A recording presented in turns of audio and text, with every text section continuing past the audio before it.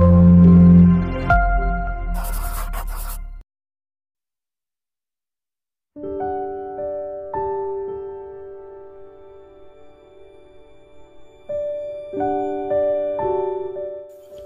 ya, baik. Nah, sekarang kita masuk ke tema utama kita. Slow living. Slow living itu, ini kalau dari bukunya ya, maknanya secara umum filosofi hidup yang menekankan pentingnya memperlambat ritme untuk menikmati momen, mendalami pengalaman, dan menghargai kualitas daripada kuantitas dalam segala aspek kehidupan. Jadi karena memang peradaban kita hari ini agak terlalu cepat, ada pentingnya kita lambatkan sedikit. Nanti di bagian bukunya yang lain beliau bilang begini, slow living itu satu revolusi budaya yang menentang anggapan bahwa lebih cepat selalu lebih baik. Jadi jangan didefinisikan cepat pasti lebih baik. Filosofis slow, kata Honore, bukan tentang melakukan segala sesuatu dengan kecepatan lambat. Jadi meskipun begitu bukan kok terus ayo kalau begitu berlambat-lambat, bukan itu. Tetapi berusaha melakukan segala sesuatu dengan kecepatan yang tepat. Jadi karena sebelumnya kita terlalu cepat, fast culture kan perlu diperlambat. Diperlambat itu biar ketemu ritmenya yang pas. Jadi targetnya bukan berlambat-lambat, tapi menemukan ritme yang tepat, yang pas. Karena kemarin terlalu cepat. Jadi slow living itu bukan hidup yang santai-santai, males-males, nge-slow saja. Tidak begitu, tapi hidup yang tepat kecepatannya. Kata Honore, menikmati jam dan menit daripada sekedar menghitungnya. Kita selama ini kan lebih banyak menghitung waktu, bukan menikmati waktu. Sudah berapa jam ngaji kita ini? Wah, kurang berapa menit lagi ya. Saya kok rasanya sudah tidak betah ini. Saya kan kamu tidak bisa menikmati momen, kamu menghitung waktu tiap hari. Wah, sudah kuliah semester 2 sekarang atau semester 3 sekarang, berarti kurang 2 tahun 3 bulan. Kamu ngitung waktu terus. Wah, usia saya sekarang sudah 25 tahun lagi, berarti nanti ditanya kapan nikah ini mesti. Karena kamu ngitung waktu. Kamu tidak bisa menikmati waktu yang kamu lakukan selama ini menghitung waktu. Dan itu menyiksa. Tidak enak menghitung waktu itu. Nah, slow living filosofinya apa? Menikmati waktu, jam dan menit daripada sekedar menghitungnya. Melakukan segala sesuatu sebaik mungkin, bukan secepat mungkin. Filosofi ini tentang kualitas, bukan kuantitas dalam segala hal. Mulai dari pekerjaan, makanan, hingga mengasuh anak.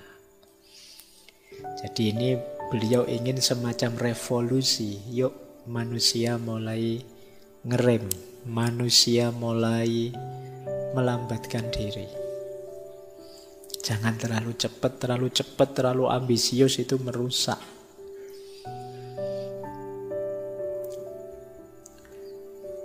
Nah, maka kalau kita rumuskan lagi ya, mari kita luruskan ada beberapa miskonsepsi, awas keliru.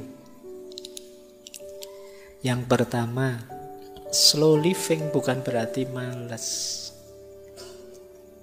Awas keliru ya, karena kadang-kadang kalian memaknai slow Pak, makanya saya tidak lulus kuliah sampai semester 14, tidak apa-apa Pak, saya slow prinsipnya Pak, bukan itu. Jadi slow itu lebih hidup efektif. mengalokasikan waktu untuk hal yang memang fokus, yang memang prioritas, yang memang cocok.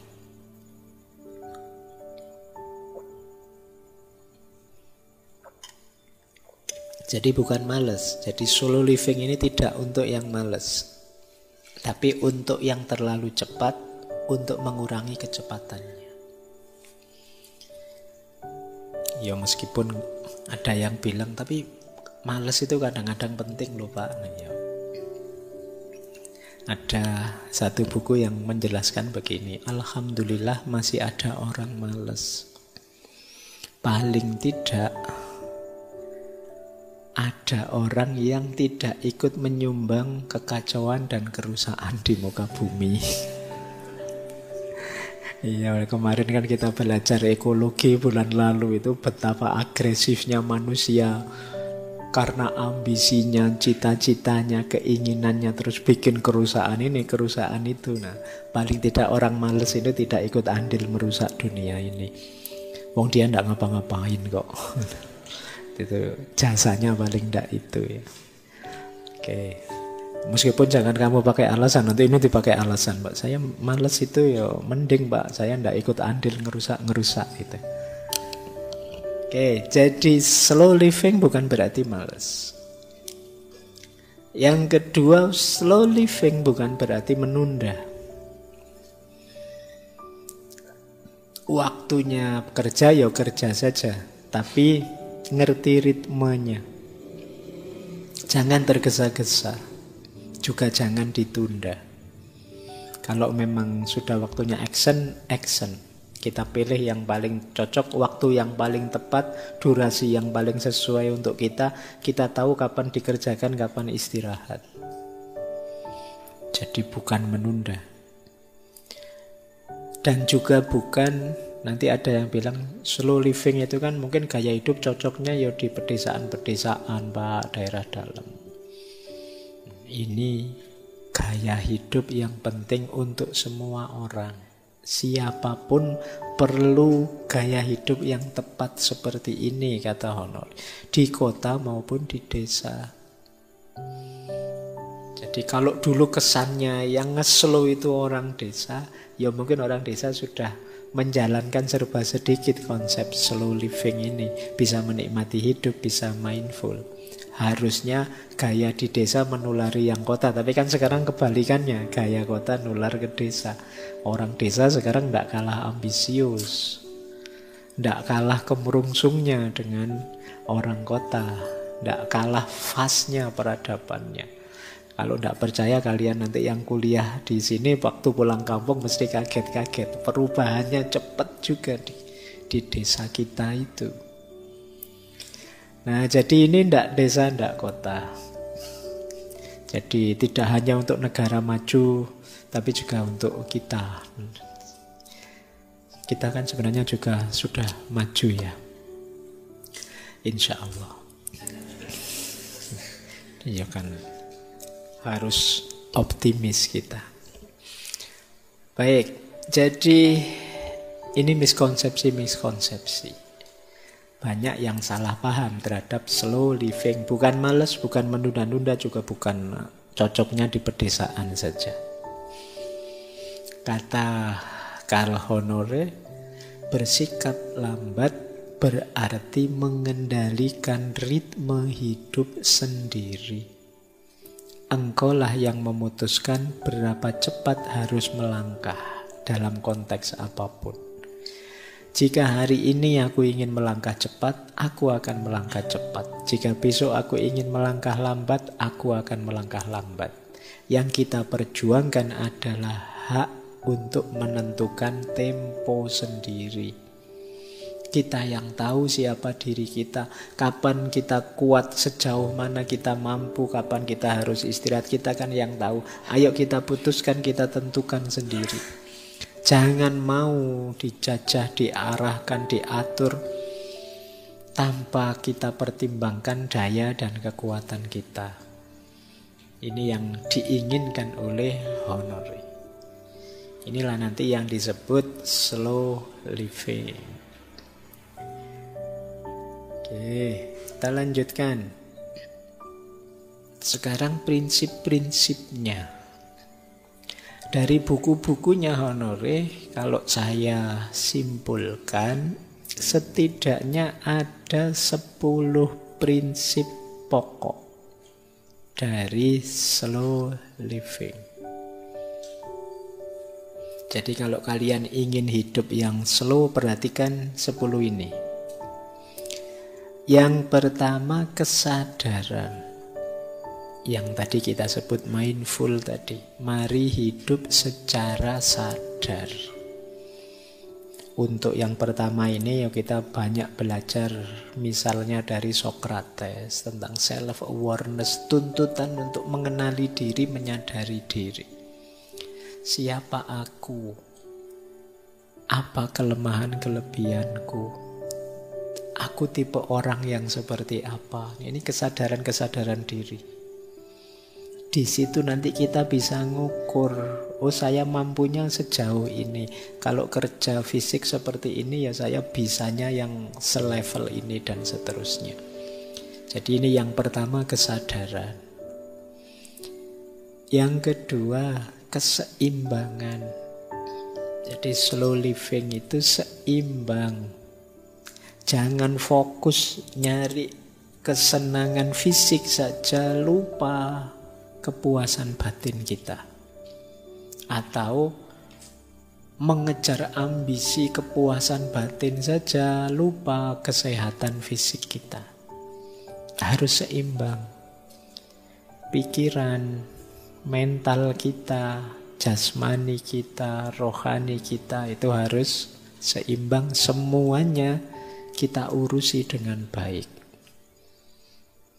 Jadi kalau dalam agama ditambahi lagi ya dunia ya akhiratnya. Harus seimbang. Ini kunci kedua. Jadi kalian merasa, Pak saya ritmenya tepat Pak, tapi kamu yang diurusi hanya urusan kesenangan materi saja, ya masih belum seimbang. Prinsip kedua, keseimbangan. Kemudian prinsip ketiga, kualitas di atas kuantitas. Awas jangan keliru, kuantitas itu untuk mendukung kualitas. Jadi jangan fokus di kuantitasnya, tapi fokus di kualitasnya. Kadang-kadang kita beraktivitas sebentar tapi dalam itu lebih berkualitas daripada banyak tapi dangkal. Yang tadi banyak contohnya ya. Jadi bagaimana ketika terlalu fokus pada kuantitas kita mengabaikan kualitas. Lebih melihat yang konkret-konkret, lupa bahwa ada yang di-upgrade kualitasnya. Kemudian menghargai proses bukan hanya hasil. Ya tadi rumusnya tadi ya sudah saya sebut. Apa-apa itu ya ada prosesnya, tidak ada yang instan. Kalian ini apa saja ada prosesnya. Apapun itu, kuliahkah, belajarkah, menikahkah, hidup bermasyarakatKah, ada prosesnya. Mungkin kalian kemarin kaget misalnya baru dari kampung masuk ke Jogja, selama ini hidup di rumah saja sih, tidak pernah bermasyarakat, yang bermasyarakat orang tuamu. Sekarang kamu mandiri harus bermasyarakat sendiri. Itu mungkin ya kaget. Tapi ada proses. Jangan drop dulu, ada prosesnya. Yang baru nikah mungkin juga kaget. Kemarin hidup sendiri, sekarang bersama, ada pasangannya. Itu mungkin ya penyesuaiannya panjang, ada proses. Jangan baru nikah 2 hari sudah sambat nyari konsultan. Belum, yang membayangkan sakinah mawaddah warohmah ya tidak bisa instan. Ada prosesnya. Beradaptasi dulu, sering menyesuaikan dulu. Apa-apa ada prosesnya. Jadi itu prinsipnya slow living. Jadi ayo kalian bisalah menikmati proses, tidak sekedar mencapai hasil. Kalau kalian bisa menikmati proses, insya Allah hasilnya bisa tercapai. Tapi kalau kalian tidak sabar mengikuti proses, kemungkinan hasilnya juga tidak bisa kalian raih. Kemudian tadi ya, ada ritme alami. Pahami ritme hidupmu. Memang yang awal tadi kesadaran jadi kuncinya. Jadi jangan lupa kita ini ada ritmenya. Kapan kerja, kapan istirahat, ada ritmenya. Di titik mana kalian mulai lelah, mungkin saatnya kalian mengurangi banyak kegiatan dan lain sebagainya. Kemudian kesederhanaan, simplicity. Sederhananya, konsep simplicity itu jangan memasukkan, melibatkan, nambah-nambah aktivitas kegiatan yang tidak ada hubungannya dengan dirimu atau tujuan-tujuanmu. Kadang-kadang kita itu nyari masalah sehingga hidup kita jadi kompleks, jadi ruwet. Bukan beban kita ikut-ikutan komen misalnya, terus dibantah orang, kita ngamuk jadi rame. Itu nyari masalah. Seperti kata Lao Tzu itu ya, jadi hidup kita itu simple tapi kita yang bikin ruwet sendiri. Ayo kita hidup simple saja, to the point saja, kita nikmati prosesnya. Yang tidak penting, posisikan sebagai tidak penting. Yang sekunder ditaruh di sekunder, yang tersier ditaruh di tersier, biar tidak ruwet. Kalian pilahlah tadi ya, ini kebutuhan, ini cuma keinginan. Jadi yang kebutuhan diutamakan, yang keinginan kalau bisa dipenuhi ya dipenuhi. Ini kayak kita waktu belajar Epikuros di minggu pertama bulan ini. Kemudian keberlanjutan, perhatikan aspek keberlanjutan ini. Ya tentu saja pertama-tama keberlanjutan ekosistem lingkungan kita. Kemudian perhatikan juga keberlanjutan kita, kesehatan kita, dan seterusnya. Kemudian ada prinsip lagi, mari kita bisa mengontrol waktu, bukan dikontrol oleh waktu. Kita subjeknya, waktu objeknya. Hari ini kita sering kebalik, kita dikontrol oleh waktu. Kayak tadi loh, kita dikontrol oleh schedule. Kemudian fleksibel, luas saja, jangan kaku. Kemarin Pak saya begini, tapi sekarang kok tidak mungkin lagi ya Pak, karena ya sudah diganti saja. Kan tidak apa-apa. Fleksibel saja. Jangan terlalu kaku, karena ada orang yang terlalu kaku dengan jadwalnya, rutinitasnya, dan lain sebagainya. Ya diadaptasi saja, disesuaikan. Tidak masalah. Kemudian hargai individualitas. Menghargai individualitas itu setiap orang beda-beda. Mungkin kalau kalian kuatnya baca buku ya 30 menit, setelah itu tidur. Nah, kalau temanmu dia bisa berjam-jam baca buku, ini namanya individualitas. Temanmu yang sana dia tahan kerja, melakukan apa ini itu seharian tidak pakai tidur siang. Tapi kalau kamu kan biasa tidur siang misalnya ini. Ini namanya individualitas. Masing-masing orang beda-beda. Kamu juga tidak harus membandingkan dirimu dengan orang lain. Wah, teman saya seharian baca buku terus, malu saya juga mau seharian baca buku. Nanti kamu stres karepmu dhewe nanti. Jangan-jangan kamu baru baca buku dapat 2 lembar sudah menguap terus tidur. Tiap orang beda-beda. Hargai individualitas dirimu dan individualitas orang lain. Inilah slow living.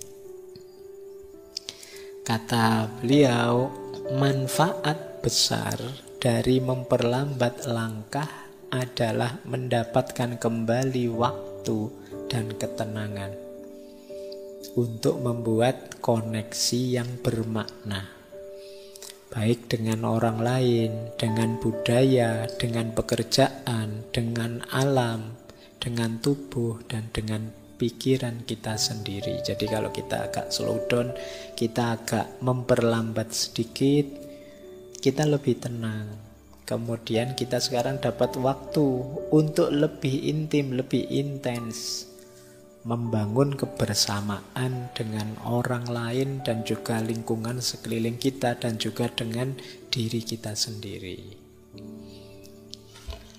Beliau melanjutkan, para pemikir terhebat sepanjang sejarah pasti tahu pentingnya mengubah pikiran ke kecepatan rendah.